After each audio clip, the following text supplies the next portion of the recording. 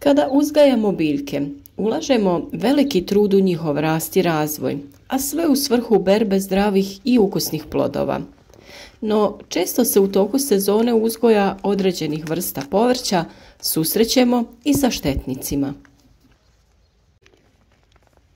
Veliki su izazovi kada do toga dođe, jer svi želimo zadržati prirodan način uzgoja i bez upotrebe različitih hemijskih preparata. Jedan od velikih problema u mnogim vrtovima, a posebno u vrijeme dugotrajnih padavina, su puževi.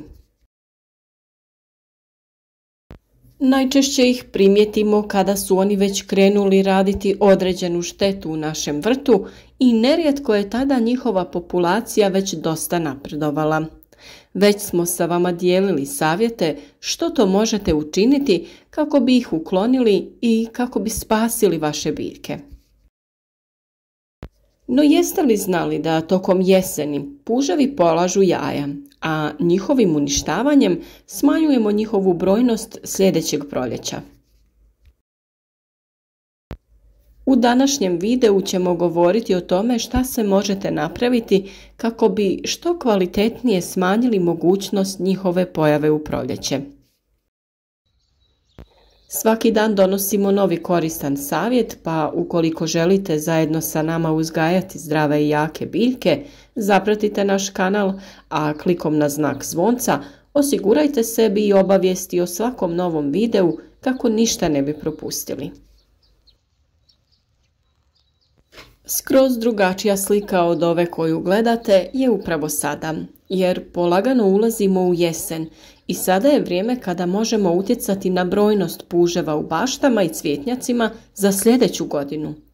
U ovom periodu oni polažu jaja koje će prezimiti i iz kojih će se na proljeće razviti nova generacija proždrljivih štetočina.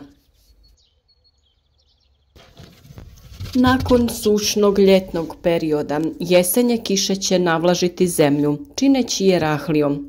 Dovoljno je vlage da se odrasle jedinke kreću, pronalaze pukotine i razne mračne i vlažne lokacije na koje se mogu zavući i obaviti polijeganje.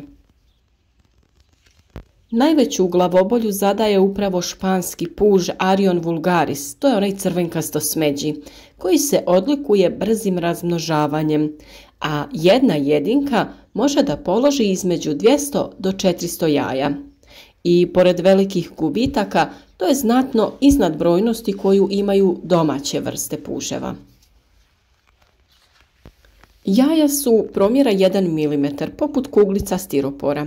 Svježe položena su skoro prozirna, a zatim postaju bijela i tamnija. Obično ih polažu u gomilicama.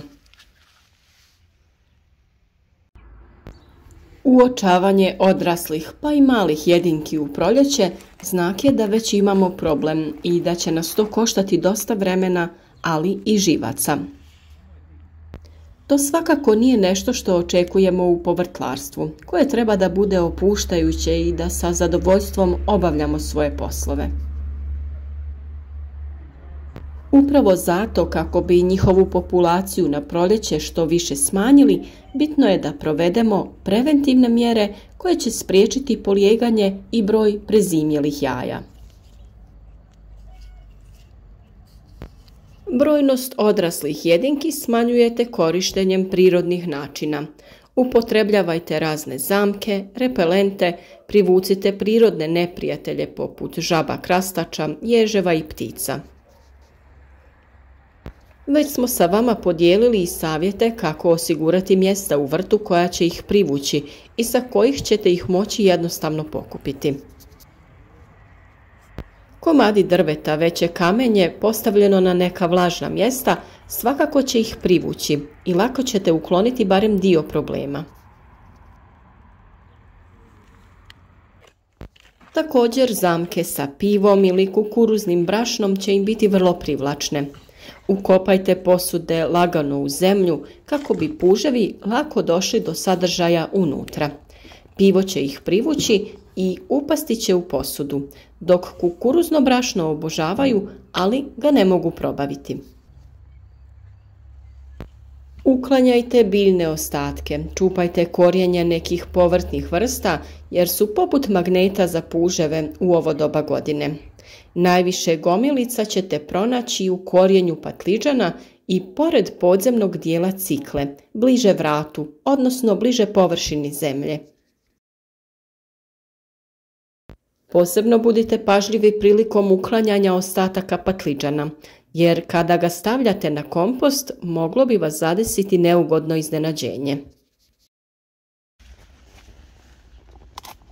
Upravo se u korijenju krije veliki broj položenih jaja na koja ne bi ni obratili pažnju u brzini da sve obavite na vrijeme.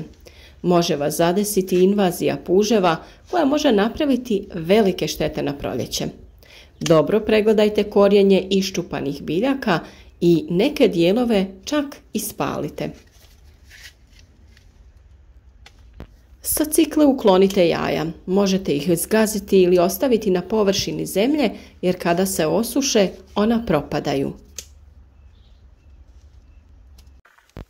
Kalcifikacija kiselih zemljišta smanjuje broj preživjelih jaja, jer kreć negativno djeluje na njih. Lagano po zemlji pospite kreć i grabljama ili nekim drugim alatom izmješajte. Samim tim ćete popraviti sastav zemljišta, utjecati na pH vrijednost, ali i na razvoj jajašaca puža.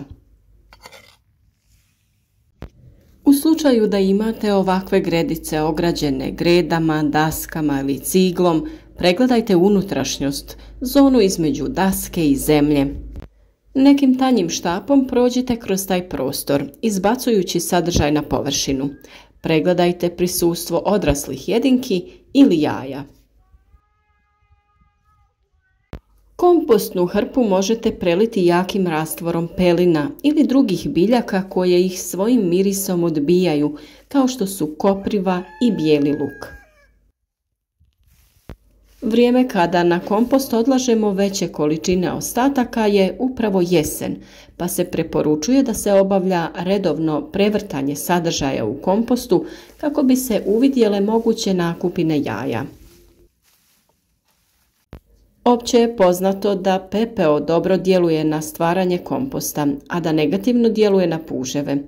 Pomiješajte ga sa kompostom u manjim količinama.